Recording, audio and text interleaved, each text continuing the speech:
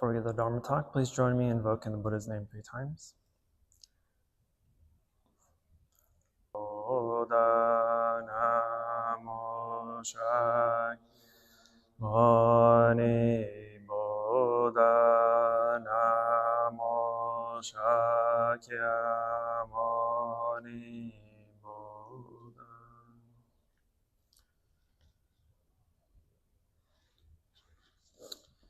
Good afternoon, Venerable Abbot, dear Sangha, your cat that's listening to me.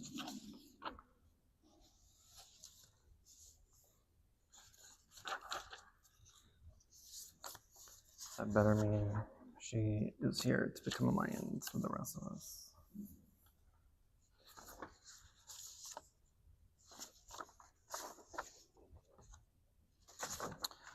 All right, so we are still on chapter 5 of the Dhammapada, Balavagga, which is the chapter on the fool. Today we are covering verse 63, which is one of my favorite verses. And I know I say that a lot, but truly this verse is just spectacular. So I'll read the verse. The story that goes with it is pretty short.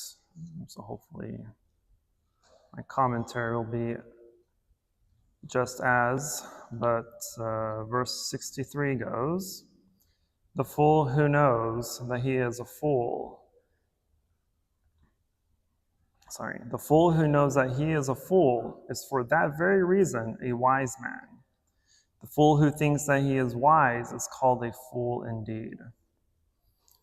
Again, the fool who knows that he is a fool is for that very reason a wise man.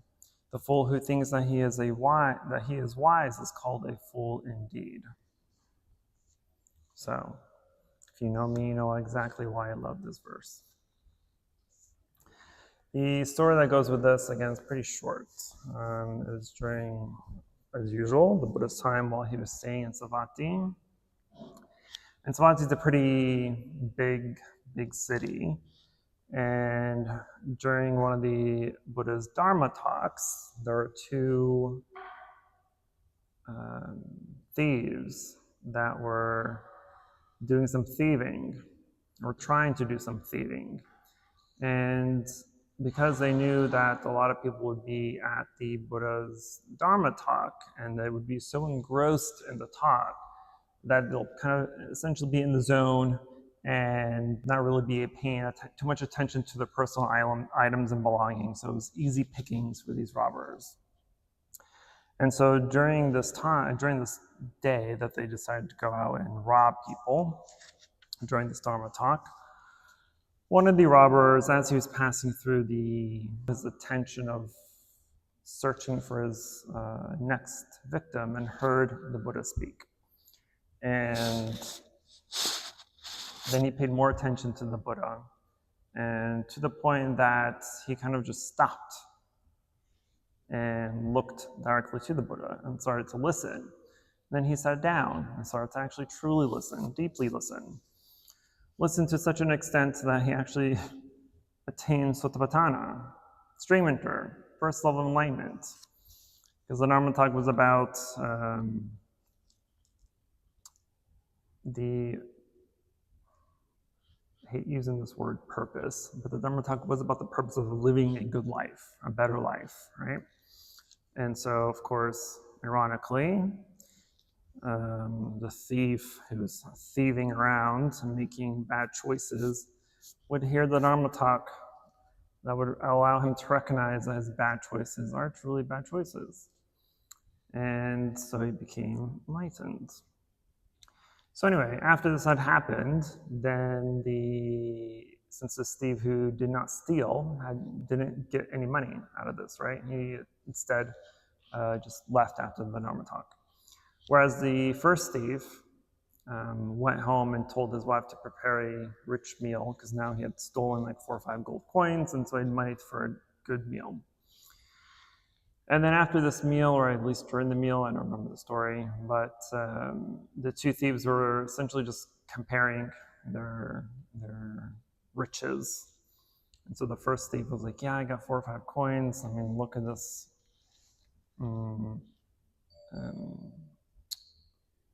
table of delicious food that I'm feeding my family and myself and my wife, et cetera, et cetera. And he asked the second thief, oh, how much did you get? What did you get? What kind of food did you get? He was like, I got nothing. So the first thief was like, what do you mean you got nothing? What kind of thief are you if you're not stealing something? He was like, I didn't, the only thing that I got was wisdom. And the first thief was like, wisdom? What are you gonna do with wisdom? Like, wisdom can't feed your family. Like, you're dumb. And so the second thief was just shook his head at him and said the verse that only the fool think that they're wise when truly they are foolish in themselves. So then the enlightened thief went back to the Buddha and told him what had happened. And the Buddha essentially confirmed what he had said and had done. That very reason, a wise man, the fool who thinks that he is wise, is called a fool indeed. So this verse, like the remaining verses really in this chapter, highlights the importance of our self-awareness and the pursuit of our wisdom and the attainment of wisdom in our practice. The Buddha teaches, sorry, this cat's distracting. The Buddha teaches that recognizing our own ignorance is the first step toward our own limitations and our own lack of understanding. Because this is truly a sign of wisdom. If we're able to recognize how limited we are in our understanding, how limited we are in the wisdom we actually have, and recognize these limitations and lackings, then we are wise. Because imagine you would sit here and say, oh, I'm the best at what I do. I'm number one. I know everything. I don't need to know this. I don't need to know that, right? Or people who think they know everything and don't acknowledge new or corrected information. These are truly fools. Because if you're thinking like that, then you have no room for improvement, right? You're like, yeah, I know everything. I don't need to learn this. I need to do that. Well, you've closed the door on knowledge. You've closed the door on wisdom. You have no more room to do anything else. Then what's the purpose then? What are you doing? Right? And so to believe, right, right, because believing oneself to be wise without true understanding leads to that arrogance, leads to that conceit, and it prevents us from further learning anything,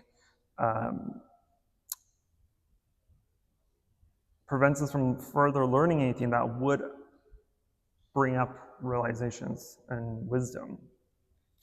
And so these people are trapped in their own delusions. I'm sure we know a handful of these people. Or maybe you are one of these people. Who knows? I don't know. But one of the things that the Buddha tells us that is also important is that true wisdom is accompanied by humility. Because if we're able to recognize our own ignorance, that's not a weakness, right? But that's actually an exact opposite. It's the strength that fosters our ability to continue to learn, to continue to grow, to continue to want to improve ourselves, right? And improve our practice.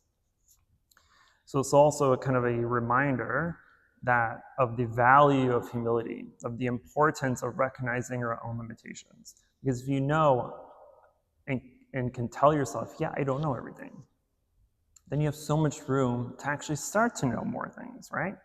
If you say, oh, I don't know how to fully meditate, then you have room to learn how to meditate. If you can acknowledge that you don't know what all the Four Noble Truths are, the Eightfold Path, or dependent origination, or anything that will actually serve you to escape suffering and attain enlightenment.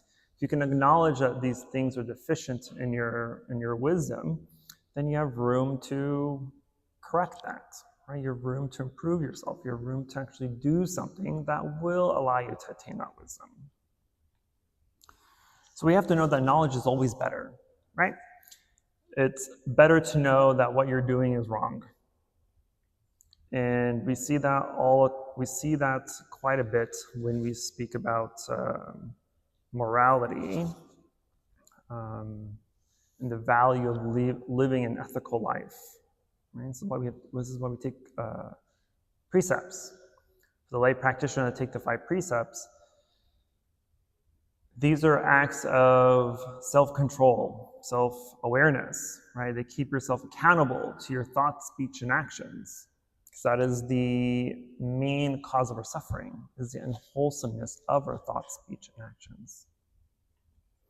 And so to know that you are doing something wrong, the fact of knowing that you're doing something wrong is what makes you wise. Because otherwise, if you're doing something wrong and you don't know what to do with it, then you're basically a child, right? Because children do bad things all the time, but they don't know any difference. So we can't say that they know better, right? How many times have we told someone else, someone younger, someone our own age or older, you should know better than that. I know you know better than that, right? How many times have we said it or had someone say it to us, right? And so to know that you're doing something wrong is a good thing as long as you're doing something about it. Right? This is where the intention of our morality comes from. Because the intention of our precept, the morality of our precepts comes from the intentions behind that. So we can do things accidentally, right? Say, especially when we're driving or even just walking to your car, right? You're stepping on sentient beings, ants, bugs, whatever it may be, right? Or you're driving down the road and you're hitting flies and wasps or bees, or you accidentally hit a deer. All these are technically unwholesome actions. But we're not going out there doing them intentionally, right? We don't know that we're doing this. And so though there is a negative karmic effect to it, it's not as great as if you were to go out there and specifically look for something to hit or kill, right? So if you believe that the bad deeds are a good thing, that you're somehow wise in your foolishness, that's where the danger comes from. That's where the danger of the deeds themselves. If you do the bad things knowing that they're bad, right? But you think in your foolishness that they're okay to do, that there are wise things to do, then the danger there is in the deeds themselves, because that's what's going to compel you to perform these deeds with enthusiasm next time. If you don't think there's anything wrong in your bad deeds, you're going to do them with enthusiasm. Or if you do know that you're doing bad things and you're still doing it, like, oh yeah, look what I can do and get away with.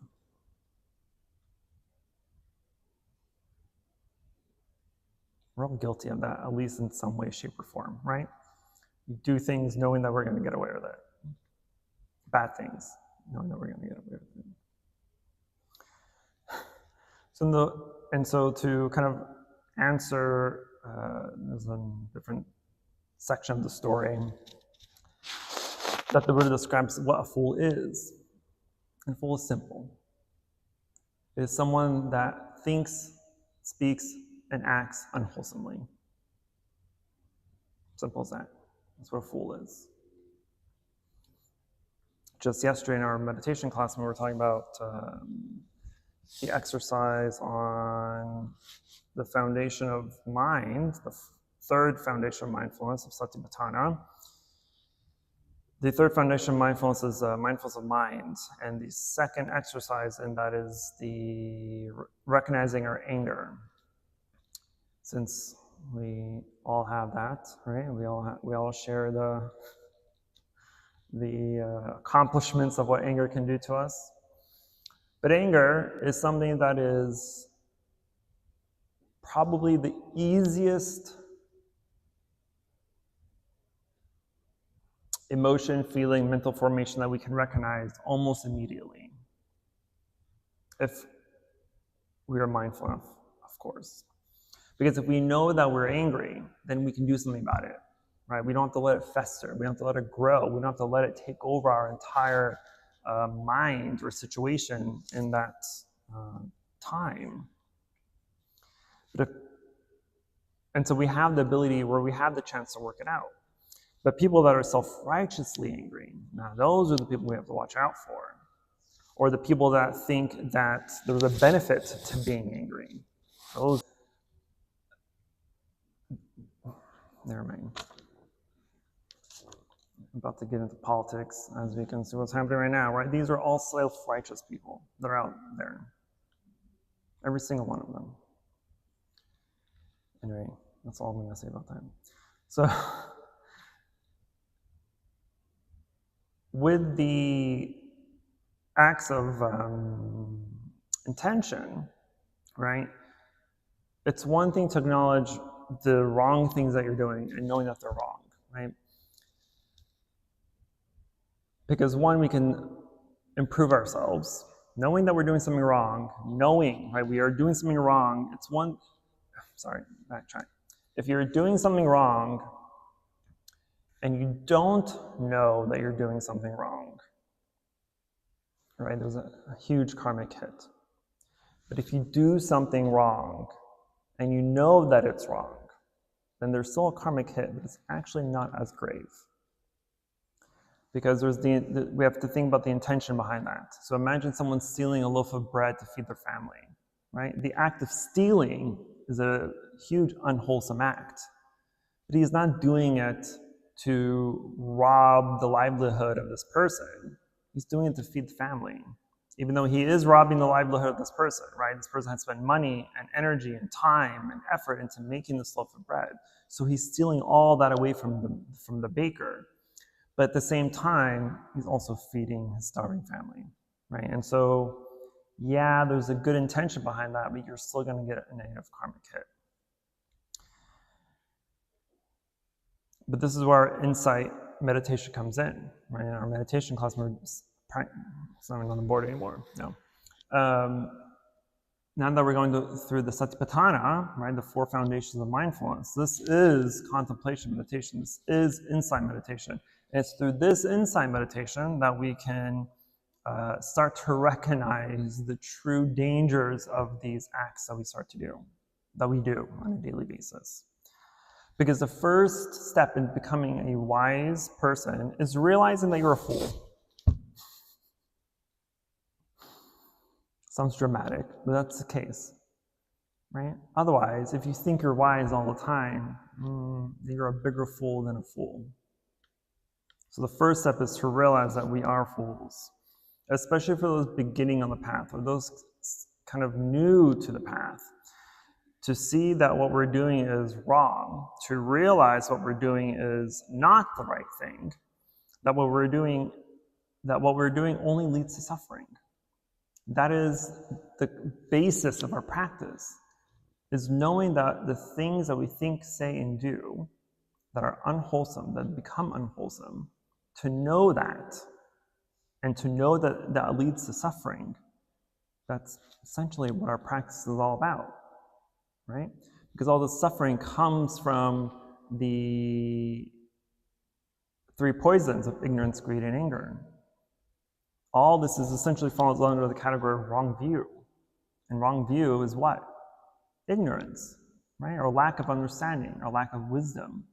And so if we're able to understand, then we're able to develop wisdom. And through wisdom, we can start to eradicate that ignorance.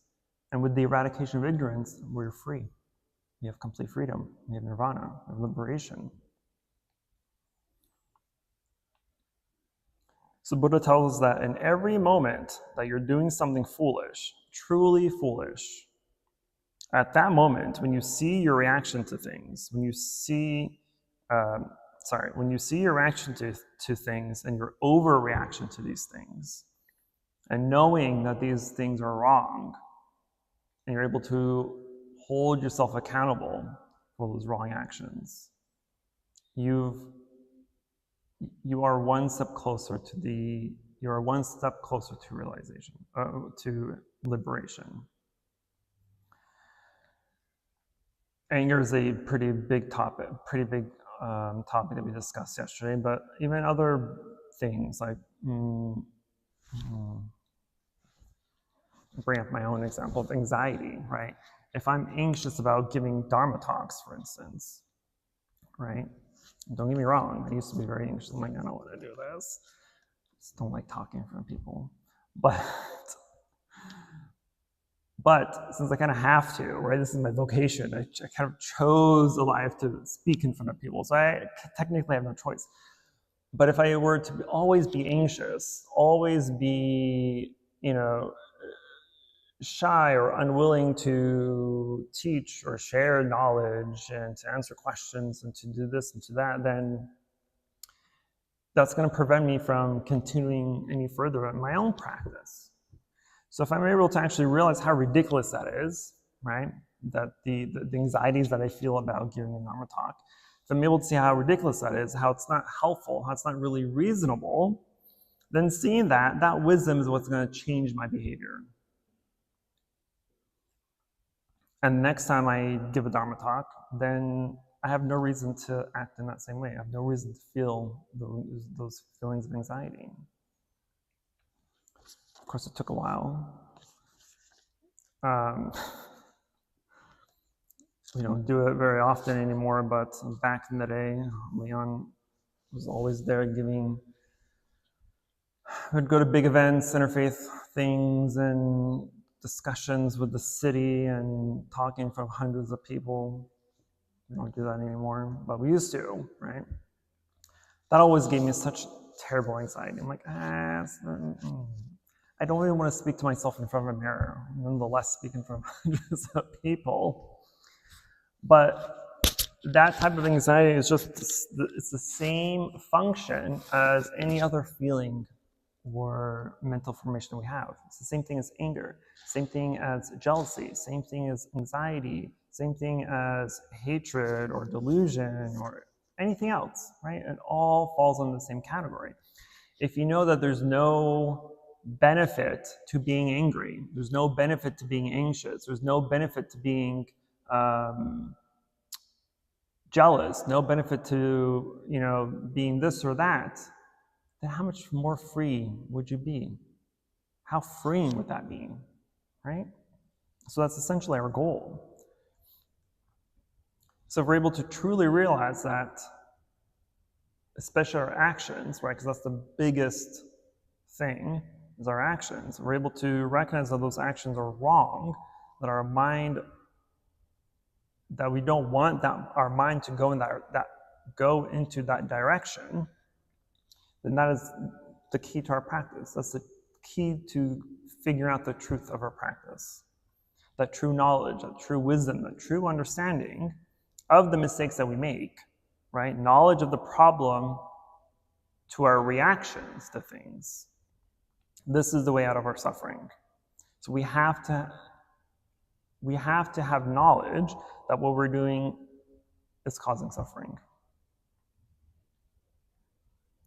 Otherwise, we host X-Fools.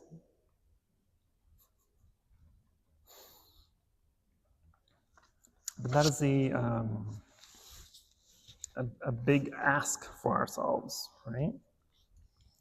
Because we live in such a way that is habitual, that is routine, that is automatic. It becomes, or can become, difficult to see the thoughts, speech, and actions that we are doing that are wrong. Because there are a lot of things that we do in life that are not, there's a lot of things that we do in life that are wrong, but we don't know that they're wrong because we've done them for so long in this specific way. I'm trying to think of an example. Someone give me an example. What do you, whether yourself or someone else, what is happening that is wrong, they are unaware that is wrong? I'm trying to think of something.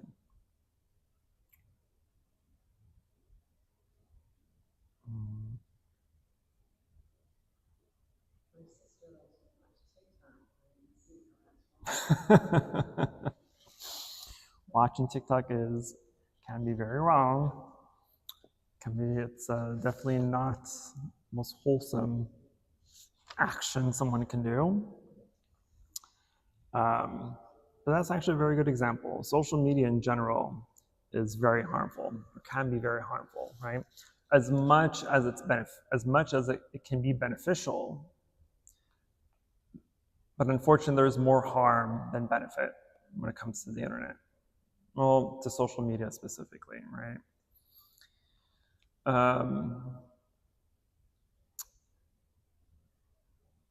It takes us away from being present. It takes us away from being present, and it takes us away from truly contemplating. Because how many times do we watch a video that's spewing out facts, and without actually looking into this information or doing the research for ourselves or the contemplation for ourselves, we accept these facts. And guess what? These facts are literally made up. Untrue, right? This is how flat earth theory started. It's literally how it started. And now look at it, it's a whole thing. These are fools. Such foolish people. But anything we can do, anything that we do can be wrong in a sense, but we don't know that it's wrong. We're just passing time, right? You're going through Instagram, you're going through TikTok, you're watching movies, you're watching shows, listening to stupid music, stupid things, right? We're doing this out of boredom, to waste time, to pass time. But is there any benefit? 99% of the time, there is not. You could be doing something that actually does give you benefit. Read a book, read a research paper, do some research on your own, right?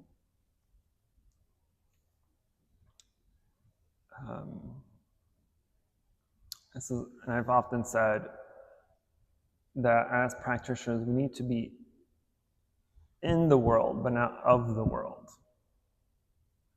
Right? This is more or less how I describe monastic life, is to be in the world, but not of the world. Right? It's a little bit more difficult for lay people because you're literally out there doing everything that you're doing. But if you can at least be mindful enough and aware enough of your thoughts, speech, and actions, then you're doing exactly what a monastic would do. That next time you pull up your phone and you just routinely go to TikTok or go to Instagram, right? At that very moment, if you're mindful enough, if you're practiced enough, if you're well trained enough, the moment this movement of clicking, you can stop yourself from ever touching the click. If even more wise, you'll actually start to hard press and delete the whole app altogether.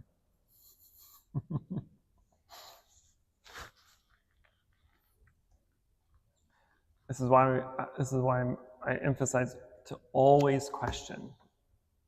So if you're going through, if you're about to go to TikTok, you're about to go to Instagram, you're about to go to Facebook, why?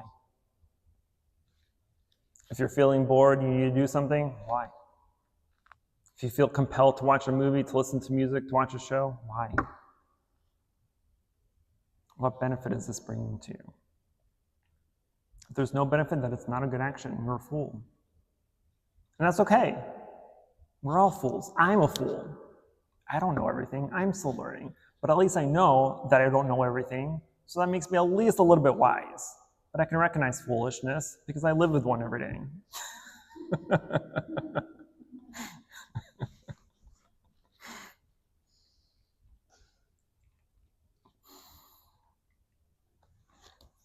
Okay, I'm going to stop there. It doesn't sound like a very significant verse, but it's very straightforward, and I think it's very memorable, right? It's like, oh man, this monk called me a fool. He's insulted me. Oh, boo-hoo. Yes. Does the world need fools? Does the world need fools? If everyone was enlightened, I guess is that the goal? That everyone be enlightened? Yeah. What else would be a goal? Then you're a fool. Yes, sir. I would say that perhaps just like there's suffering in the world, and there's nothing we can do about that, there are fools and there are smart people in the world, and they just are there. Right. Maybe it's just a part of it. Think of it like suffering. There must be suffering. Not must be suffering, but if there was not suffering, then we wouldn't know what non-suffering is, right?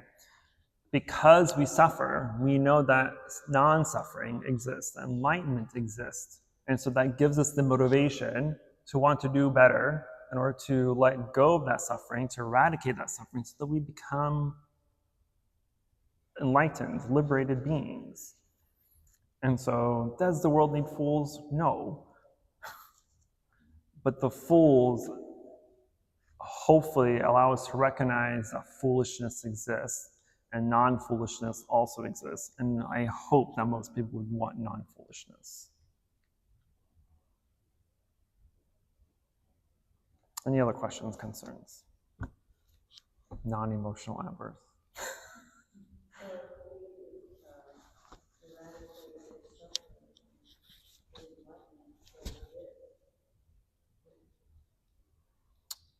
Very, very good insight. Would there be light if there was not darkness?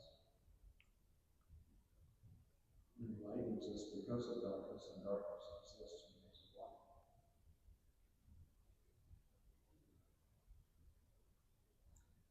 I love that.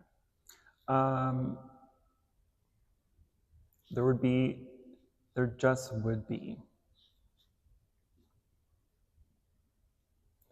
It would literally be the definition of it is what it is. Right? But also, these are very contemporary definitions, right? We have to use language to define darkness and lightness, suffering and non-suffering, right? We have to use language to define these things, but things in themselves do not have language, do not have vocabulary that is sufficient enough to actually describe what they are, or describe what non-suffering and suffering is. Even the words suffering, non-suffering doesn't actually exist. But we have to use those typical concepts to make sense of things. But suffering and non-suffering doesn't actually exist. But because something is happening, we have to be able to describe it in such a way that makes sense to people. Just like this is where the topic of emptiness, shunyata, right, in Buddhism comes in. So non-suffering and suffering, enlightenment, non-enlightenment, fools and wise, all this is empty. Because taken away, does either of them exist? If you take lightness and darkness away, then what exists? What is there? If you take suffering away and non-suffering away, then what is there? There can't be something. There can't be something and nothing at the same time. Am I sure? No, actually I'm not. I'm not sure. This is what I believe. See, I'm a fool too. I'm telling you, I don't know.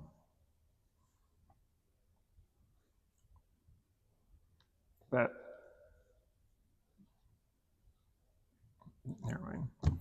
I'd be like, on a quantum level, something can and cannot be is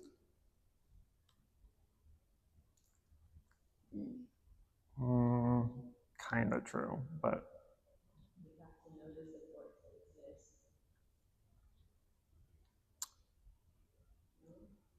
notice what? Well, yes, right? Because if something exists in the world that you don't know of, then you just don't know, right? If you don't know that lemonade exists in the world, and people are talking about lemonade, you're like, what is lemonade? I don't know what lemonade is. So you have no feelings toward lemonade because you've never known that lemonade, right? So lemonade in your world doesn't exist. So you don't have the suffering or the satisfaction or the desire for lemonade, that it's completely non-existent to you, right? Until lemonade is introduced to you. Oh, now if you like lemonade, now you want more of it. If you don't like lemonade, then you don't want it. You're averse to it. But now it exists within you, right? But lemonade is just an aggregate. Exactly, yes. Very true. It goes back to emptiness, right? Everything falls back into emptiness. Oh, I really like that question, or insight, actually. Very good. Any other questions?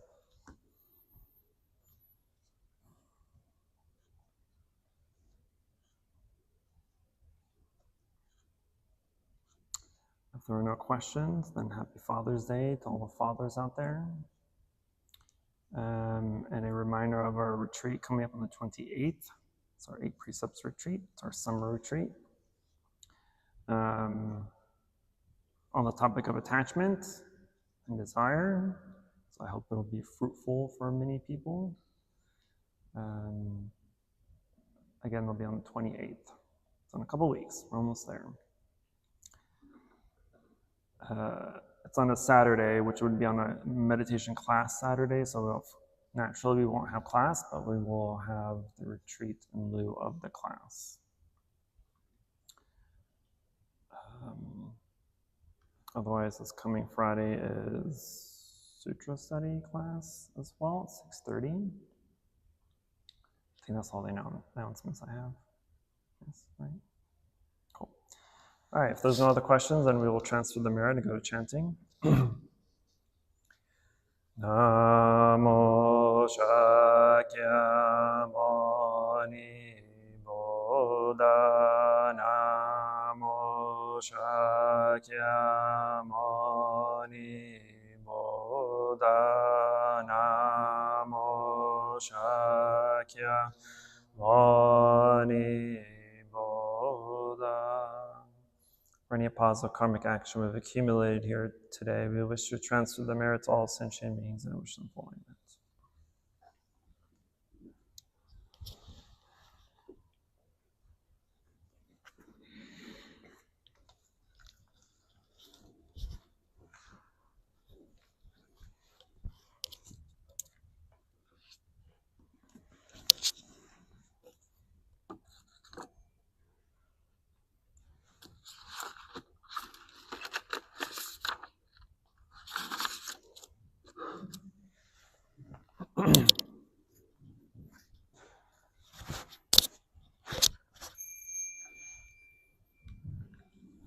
Page 1.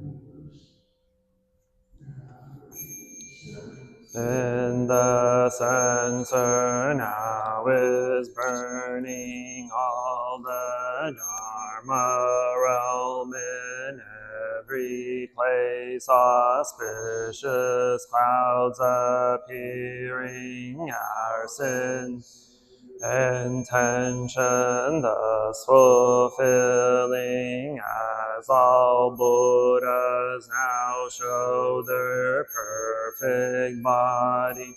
Homage to the incense cloud canopy, Bodhisattva and great Bodhisattva.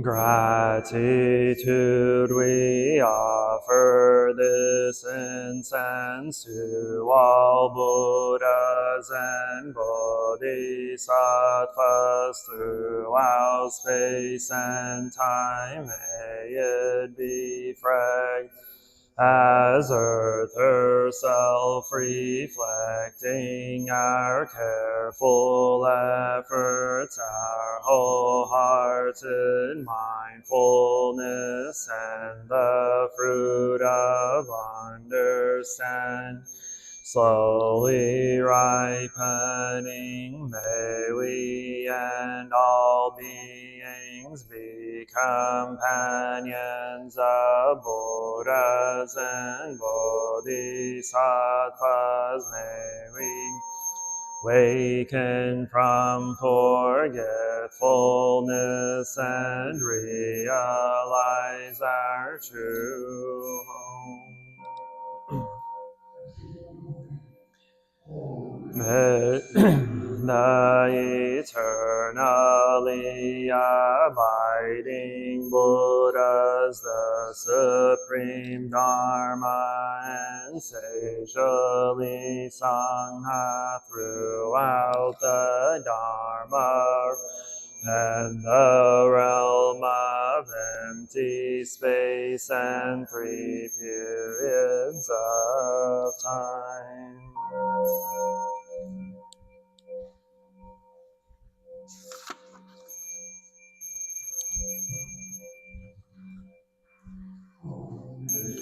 To the fundamental teacher Shakyamuni Buddha Maitreya, honored future Buddha Manjushri, great wisdom Bodhisattva, universal great conduct Bodhisattva, all Dharma guard, Deva Bodhisattvas, and the 10 assembly of Buddhas and Bodhisattvas.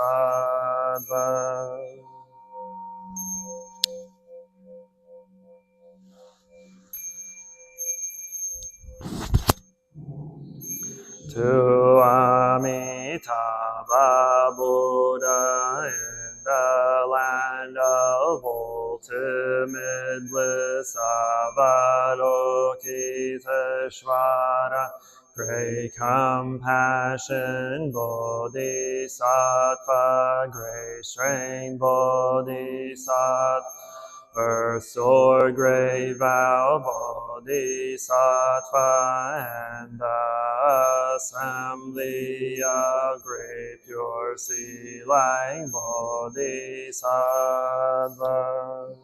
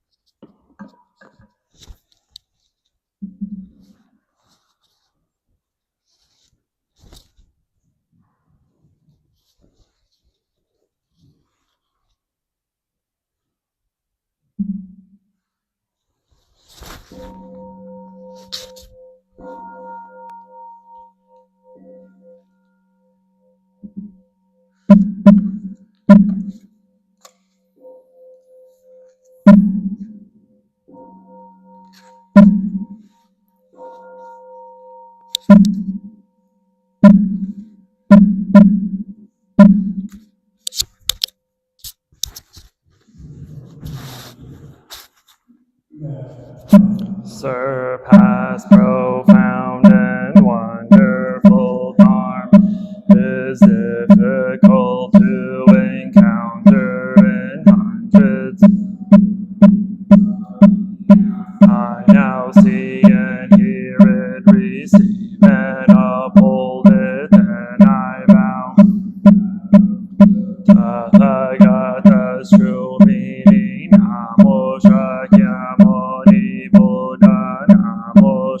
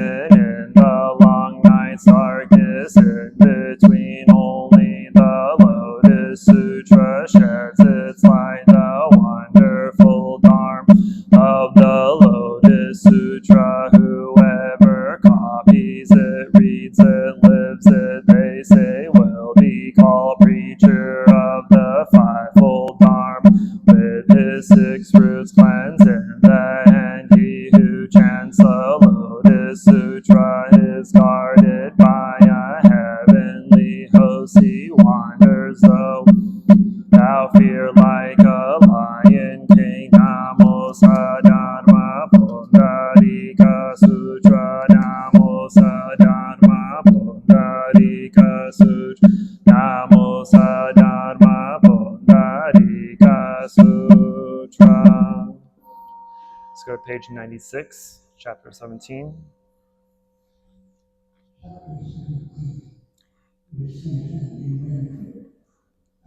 That time the Bodhisattva Maitreya rose from his seat, bared his right shoulder, and pressing his palms together and facing the Buddha preaches a rarely encountered law one never heard from.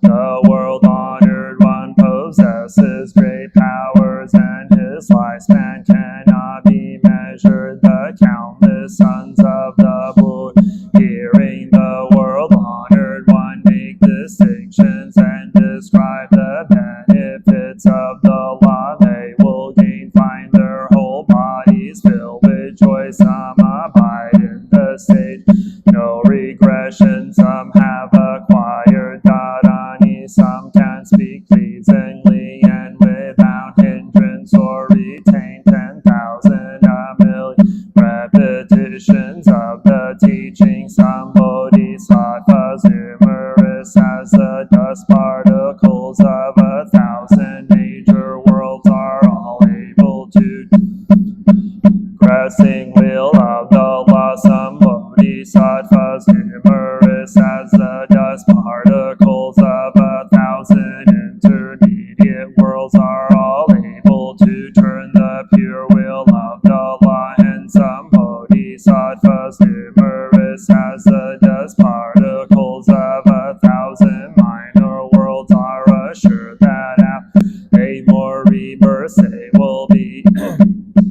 lead the Buddha way. Some bodhisattvas, numerous as the dust particles of 432 times the 4 continents, after a corresponding number of rebirths come Buddha. Some bodhisattvas, numerous as the dust particles of 1 set of the 4 continents, after 1 more rebirth will attain comprehensive wisdom. Thus when living beings hear of the great length of the Buddha's life, they gain pure fruits and rewards that are measurable and free of outflows. Again, living beings, numerous as the dust particle of right worlds, hearing the Buddha describe his lifespan, all set their minds on the hunter pathway. The world-honored one preaches a law that is immeasurable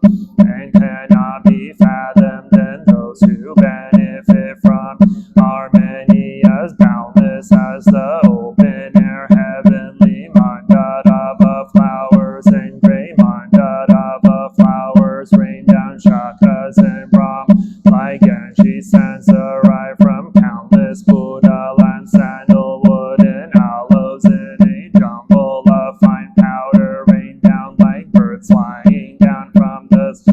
They scatter as an offering over the Buddhas in the midst of the air, heavenly drums of their own accord emit wonderful rose by the 1,000, 10,000 billion come whirling and fluttering down. Wonderful jeweled encrusted censers burn priceless incense with of its own accord.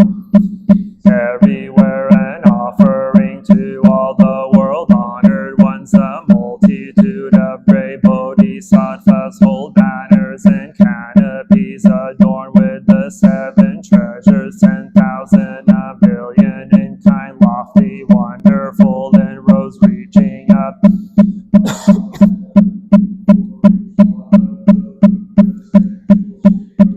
Excellent banners, while in thousands and thousands of verses the praises of the thus come ones are sung. All these many things have never been known in the past year. Measurable, all beings are filled with joy. The Buddha's name is heard in 10 directions, widely benefiting living beings, and all are endowed with good roots to help them set their minds on the hunter pathway. At the time the Buddha said to the Bodhisattva and Mahasattva Maitreya,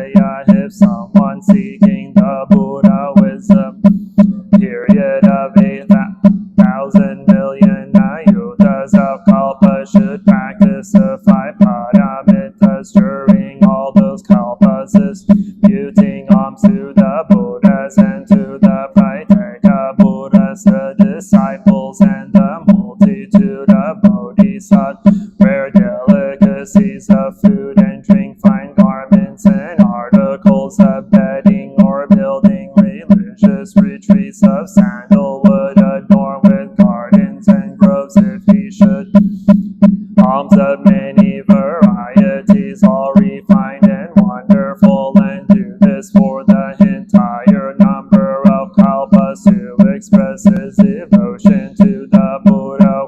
And if moreover he should keep the precepts in purity and without omission or outflow, seeking the unsurpassed praise by the Buddhas, and if he should practice forbearance, remaining in a posture of submission and gentleness, even when various evils are visited on, not allowing his mind to be roused or swayed when others, convinced they have gained all, harbor thoughts of overbearing arrogance, and he is treated with contempt and vexed by them, if he can still endure it,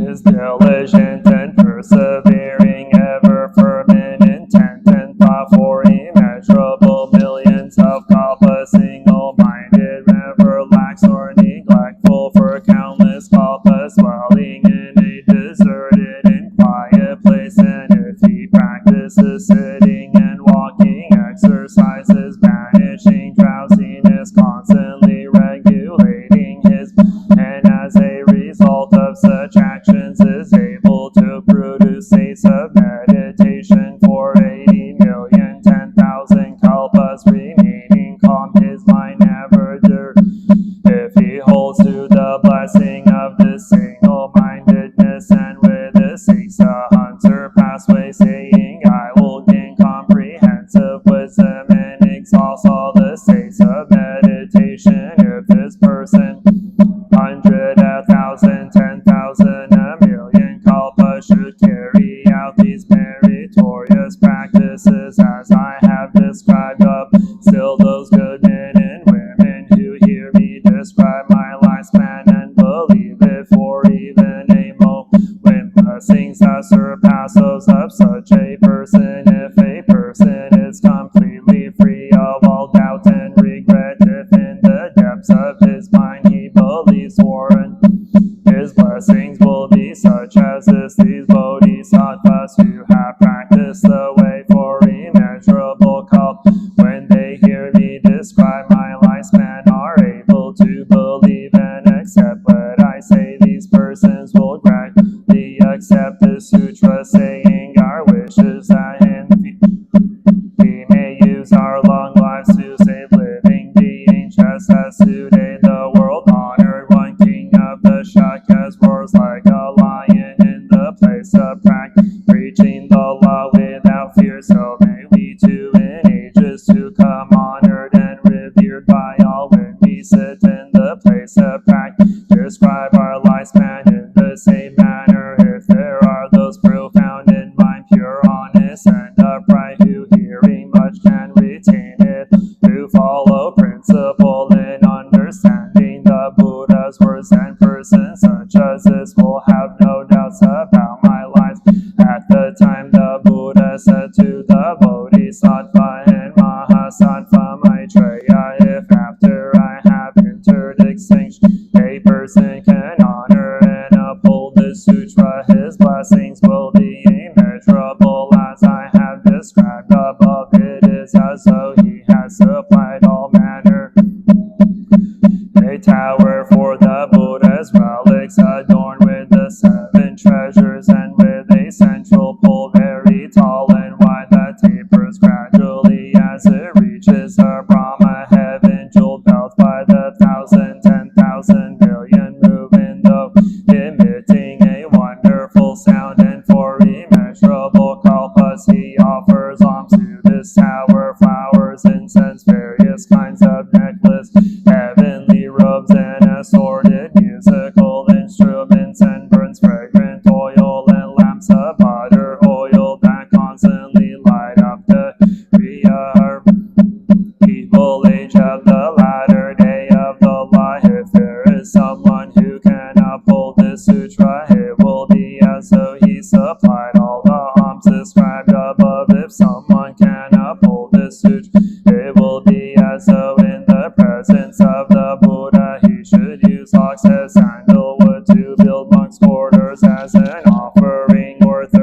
to halls as high as a tall trees, or kinds of superior foods and wonderful clothes and bedding, residences for assemblies of hundreds, thousands, gardens, groves, pools, and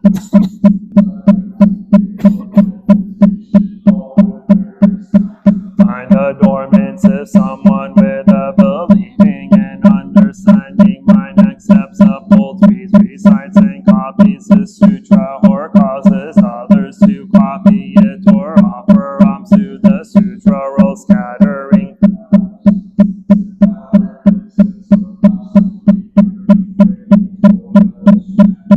Sumana Champaka or Ati Muktaka flowers. If he offers alms such as these, he will gain immeasurable merits, boundless as the open, and his blessings will also be like this. How much more so if one upholds his sutra, and at the same time dispenses alms, keeps the precepts, is forbearing, delights in meditation, and never gives way to anger or evil speech.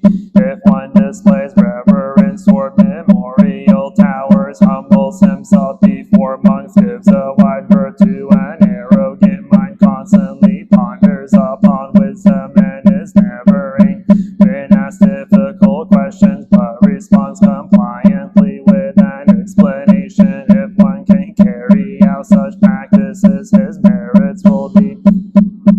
If you see a teacher of the law who has cultivated virtues such as these, you should scatter heavenly flowers over him, clothe his body in heavenly robes, bow your head before his feet in salutation, and in mind imagine you see the Buddha. You should also think to yourself, before long he will proceed to the place of practice and attain a state of no outflows and no action, bringing wide benefit to heavenly and human beings. In the place where such a person resides, where he walks, sits, or lies, or recites even one verse of scripture, there you should erect a tower adorned in a fitting and wonderful mat, and offer alms of various kinds to it. When a son of the Buddha dwells in such places, the Buddha will accept and utilize them, and constantly in their midst will walk, sit, or lie down. Chapter 18. The benefits of responding with joy at the time the Bodhisattva Maitreya said to the Buddha, after the world honored one has passed into extinction, if those who hear the sutra are able to respond with joy, what amount of blessings will they acquire? At the time the Buddha said to the Bodhisattva and Mahasattva Maitreya, if someone in the Dharma assembly is able to hear the sutra, even just one verse, and responding with joy preaches it to all, and in this way the teachings are handed along till they reach the 50th person. The blessings gained by this last person are such as I will now. Suppose there is a great dispenser of charity who bestows goods on immeasurable multitude, doing this for a full 80 years, responding to each person's desire, seeing the signs of decrepitude and old age, the white hair and wrinkled face, the missing, the withered form. He thinks their death is not far off, so they can gain the fruits of the way immediately. For the sake he employs an expedient means, preaching the true law of nirvana. Nothing in this world is lasting or firm, but all are like bubbles foaming. Therefore all of you must quickly learn to hate it and be gone. When the people hear this law, all are able to become arhats, endowed with the 6 transcendental powers, the 3 understandings, and 8 emancipations. But the 50th person who hears this sutra and responds with joy gains blessings that are far greater beyond description by simile and parable. And if one who the teachings pass along to him receives blessings that are immeasurable, how much more so who in the Dharma assembly first hears the sutra and responds with joy? Suppose some encourages another person, urging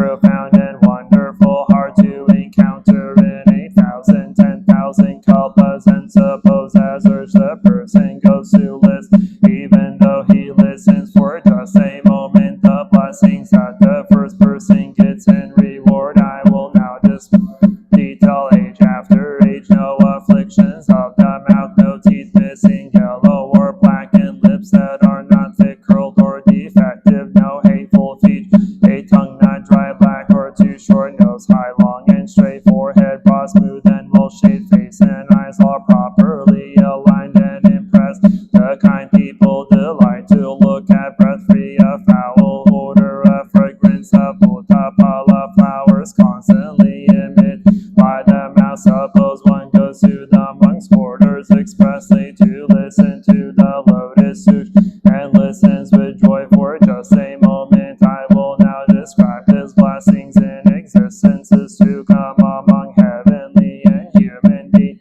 He will acquire wonderful elephants, horses, carriages, carts adorned with rare jewels, and will mount to the palaces of heaven. If in the place where the law is expounded, one encourages someone to sit and hear the sutra, the blessings he acquires will enable him to gain the seat of Shakta Brahma and the wheelchair. Listen single-mindedly, explains and expounds the meaning, and practices the sutra as the sutra instructs. A person's blessings now no bounds. Let's go to tab 9, page 171.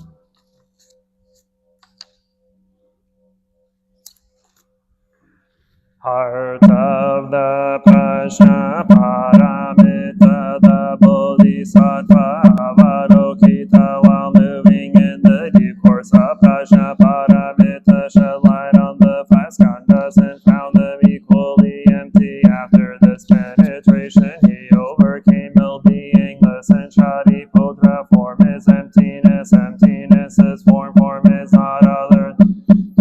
Emptiness is not other than form. The same is true with feelings, perception, mental formations, and consciousness. Listen, Shariputra, all dharmas are marked with emptiness. They are neither produced nor destroyed, neither defiled nor immaculate, neither increasing nor decreasing. Therefore, in emptiness, neither form nor feelings, or perceptions, or mental formations, or consciousness, no eye or ear or nose or tongue or body or mind, no form, no sound, no smell, no taste, no touch, no object of mind, no realms of elements, no interdependent origins, and no extinction. Them no ill-being, no cause of ill-being, no end of ill-being, and no path, no understanding, no attainment, because there is no attainment. The Bodhisattvas grounded in Prajna Paramita find no obstacle. Their minds having no obstacles, they overcome fear, liberating themselves forever from illusion and realizing perfect nirvana. All Buddhas in the past, present, and future arrive at Anuttara Samyak Sambodhi. Therefore one should perfect understanding is the highest mantra, the unequaled mantra, the destroyer of ill-being, the incorruptible truth. The mantra of Prajna Paramita should therefore be proclaimed. Gate, gate, pada, gate. Swaha, gate, gate, pada, gate, pada, sam, gate, bodhi, swaha, gate, gate. Gate, pada, sam, gate, bodhi, swaha.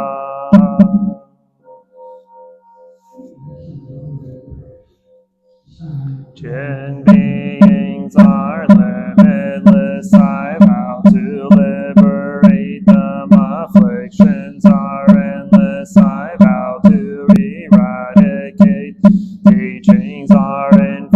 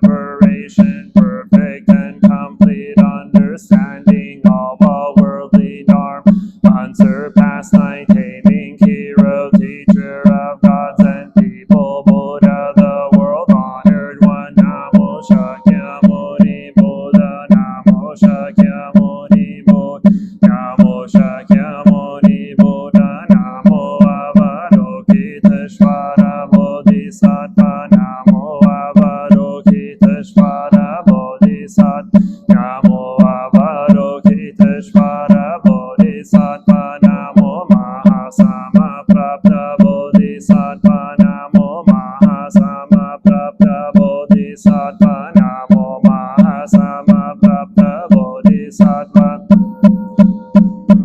Bodhisattva Namo Shiti Garbha Bodhisattva Namo Shiti Garbha Bodhisattva Namo Manjoshi Bodhisattva Namo Manjoshi Bodhisattva Namo Manjoshi Bodhisattva Namo Samanta Bhadra Bodhisattva Namo Samanta Bhadra Bodhisattva Namo Samanta Bhadra Bodhisattva Namo Maitreya Bodhisattva Namo Maitreya Bodhisattva Namo Maitreya Bodhisattva Namo Great Pure Sea like Bodhisattvas Namo Great Pure Sea like Bodhisattvas Namo Great Pure Sea like Bodhisattva Namo Deva Guarding Bodhisattvas Namo Deva Guarding Bodhisattvas Namo Deva Guarding Bodhisattvas.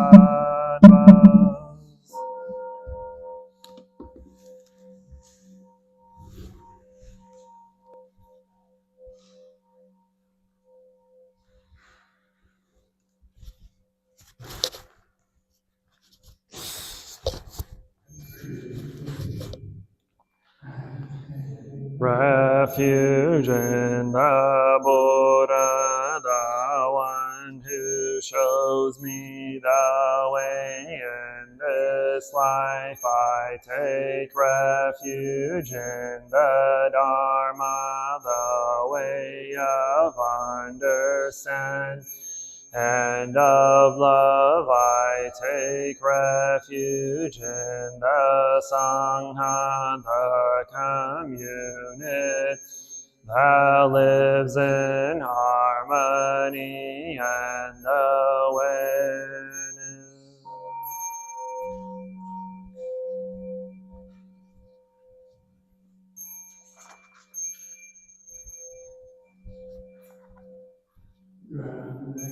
In the refuge of Buddha, I clearly see the path of light and beauty in the world. Dwelling in the refuge of Dharma, I learn to open many doors on the of transformation. Dwelling in the refuge of Sangha, shining light that supports me, keeping my practice free of obstruction.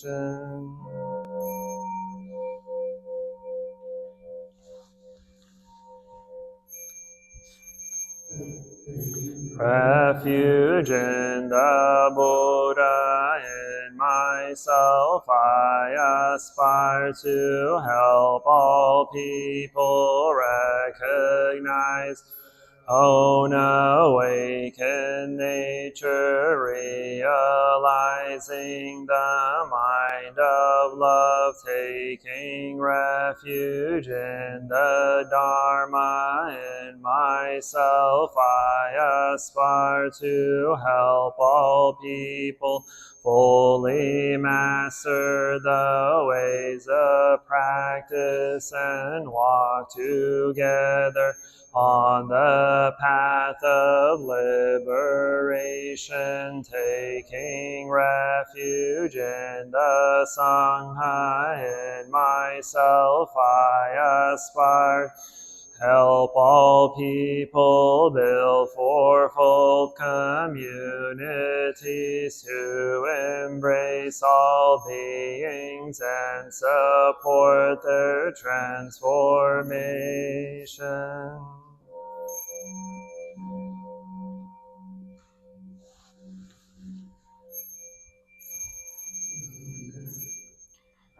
Citing the sutras, practicing the way of awareness, gives rise to benefits without limits. We vow to share the fruits with all beings. We vow to offer tribute to parents, teachers, friends, and numerous beings who give guidance and support along